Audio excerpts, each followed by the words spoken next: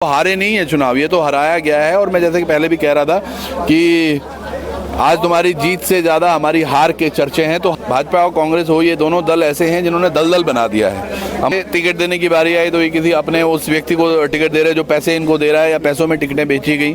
बाबा केदार आप पर जो है जीत का आशीर्वाद बनाए। बहुत बहुत धन्यवाद। कहा जा रहा था कि बॉबी पंवार और मोहित डिमरी क्या एक मन साझा करेंगे या आगे भविष्य में, ऐसी बातें क्यों हो रही है? हमने आज लड़ाई इस उत्तराखंड को बचाने की है और कांग्रेस भाजपा जैसे राजनीतिक दल है जिन्होंने इस प्रदेश को छला है कि 2027 के लिए भी ये एक शुरुआत हो चुकी है। पता है, चेहरा तो आप लोग सब जानते ही हैं। हमारे उत्तराखंड में अब लोग बीजेपी और कांग्रेस से उब चुके हैं।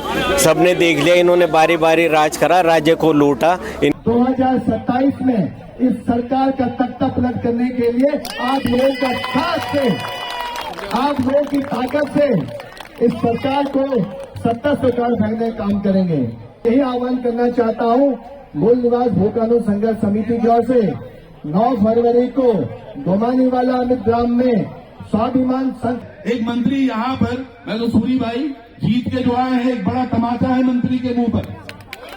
हाँ, सूरी भाई यहाँ पर है। ये हमारा शेर, ये हम सब।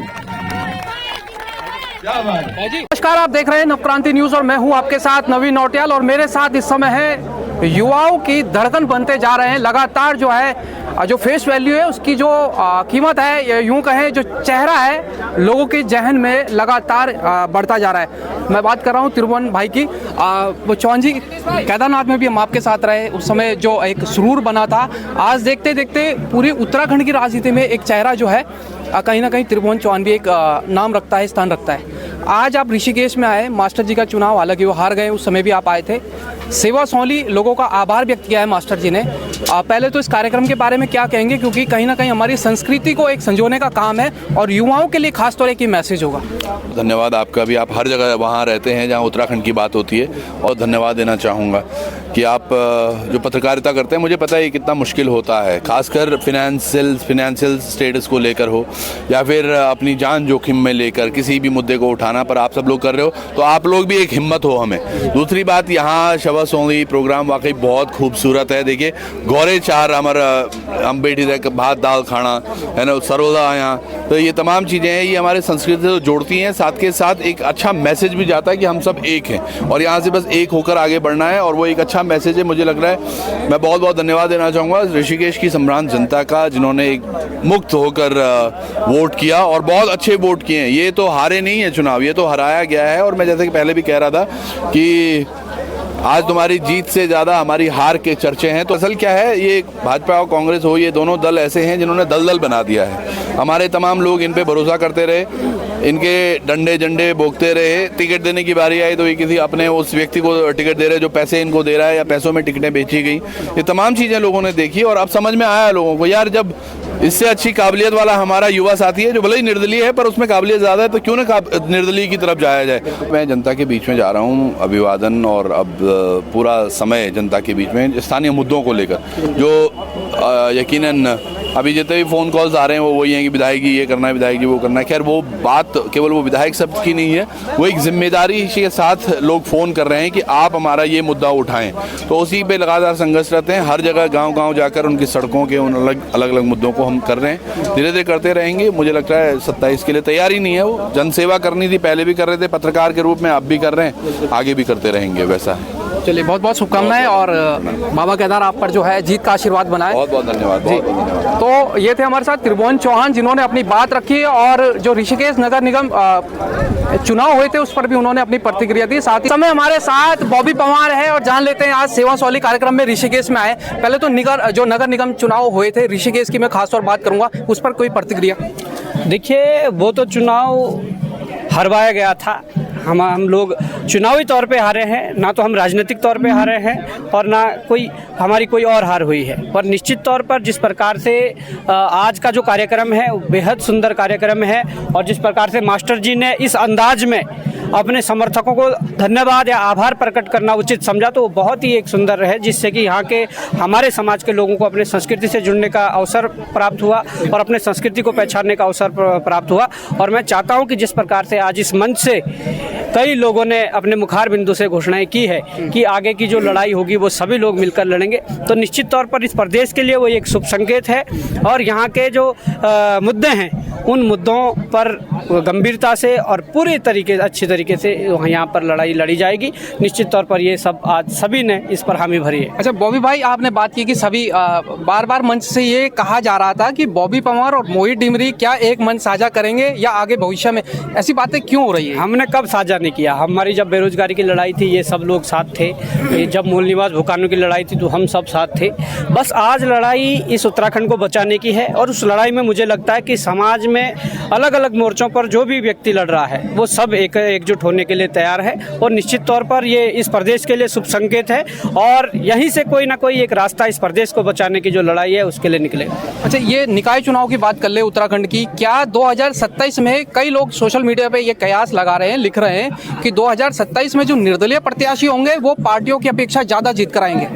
देखिए, निकाय चुनाव में आपने उनका परसेंटेज देख ही लिया होगा, परंतु निश्चित तौर पर सबको एकजुट करके एक साथ लेकर के इस प्रकार की एक ताकत होगी जो इन राजनीतिक दल जो पूर्व में यहाँ पर कांग्रेस भाजपा जैसे राजनीतिक दल है जिन्होंने इस प्रदेश को छला है, जो उनसे टकरा कर या उनके बराबरी कर उनको चुनौती देगी, ऐसी ताकत एक जरूर इस प्रदेश को मिलेगी। अच्छा, चलते चलते बॉबी पंवार से मैं जानना चाहूँगा, क्या भविष्य में कोई योजना है किसी आंदोलन की या कोई रणनीति है? देखिए, निश्चित तौर पर समय समय पर योजनाएं बनती रहती है और रणनीतियां बनती रहती है, परंतु हमने अभी आपको कहा कि हर मोर्चे पर जो लोग लड़ रहे हैं उनको संगठित करने की जरूरत है और संगठित हो रहे हैं। तो निश्चित तौर पर इस प्रदेश के लिए एक बहुत कुछ मिलने वाला है जो इस प्रदेश के लिए शुभ संकेत हो सकता है। चलिए, बहुत बहुत धन्यवाद। तो ये थे हमारे साथ बॉबी पंवार जिन्होंने एक मोहित डिमरी और जो कहा जा रहा था मंच से मोहित डिमरी और बॉबी पंवार क्या भविष्य में एक मंच साझा करेंगे, तो उन्होंने कहा पहले भी साथ थे और अब भी साथ है और हमेशा साथ रहेंगे, जो उत्तराखंड के जन मुद्दे हैं उनको उठाते रहेंगे। हम लोग साथ में नहीं दिखाई दिए, बेरोजगारी का आंदोलन हम लोग साथ में थे, मूल निवास भू कानून का कोई भी आंदोलन हम लोग साथ में हैं, हम लोग साथ में थे, हम लोग साथ में हैं, हम लोग साथ में रहेंगे और इस प्रदेश को जो बचाने का बीड़ा यहाँ की जनता ने उठाया है, हम सब लोग मिलकर अपने इस राज्य की अस्मिता को बचाने के लिए एकजुट होकर एक ताकत में एक सूत्र में बनकर हम लोग काम करेंगे। मैं आप लोगों की जन भावनाओं को समझता हूं और ये सवाल हर किसी के जहन में रहता है कि यार जो ताकतें इस राज्य में संघर्ष कर रही हैं, जो लोग इस राज्य में लगातार अपने लोगों के हितों के लिए सड़कों पर लड़ रहे हैं, क्या कभी ये सब एक होकर इस राज्य में कोई बड़ी राजनीतिक ताकत खड़ी करेंगे? तो हमारा यही मानना है, हम सभी लोगों का एक ही सपना है, हम उन सबको एक मंच पर लाकर 2027 में इस सरकार का तख्ता पलट करने के लिए आप लोगों का साथ से, आप लोगों की ताकत से इस सरकार को सत्ता से उतार फेंकने का काम करेंगे। आप लोग हम पर भरोसा कीजिए, हम एक ऐसे बेहतर राज्य की कल्पना को साकार करेंगे जिस राज्य की कल्पना में हमारे शहीदों ने जो सपने देखे थे, जो मातृशक्ति इस राज्य के सपने को संजोए हुए है, जो पूर्व सैनिक इस राज्य के सपनों को देखते हैं, जो युवा साथी चाहते हैं कि कैसा उनका राज्य हो, वो सपनों का राज्य, हम सभी के सपनों का राज्य हम सब लोग मिलकर साकार करेंगे, ये मैं आप लोगों से कहना चाहता हूँ। तो बहुत बहुत धन्यवाद दूंगा, बहुत बड़ी तादाद में आए।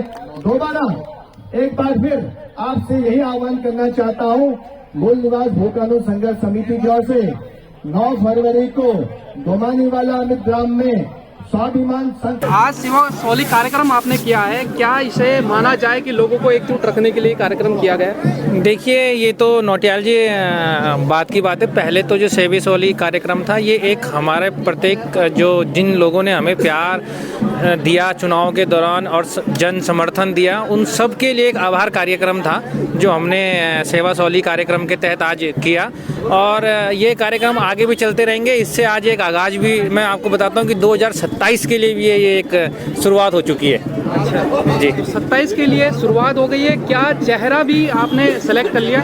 ये सबको पता है, चेहरा तो आप लोग सब जानते ही हैं। बाकी देखते हैं क्या समीकरण बनते हैं, उस समय क्या है क्या नहीं, वो तो भविष्य के गर्भ में है। परंतु ये निश्चित तौर पे मानिए कि जो ये एकजुट एकमुठ होने का हमने प्रयास किया है, ये आगे निरंतर यूं ही चलता रहेगा।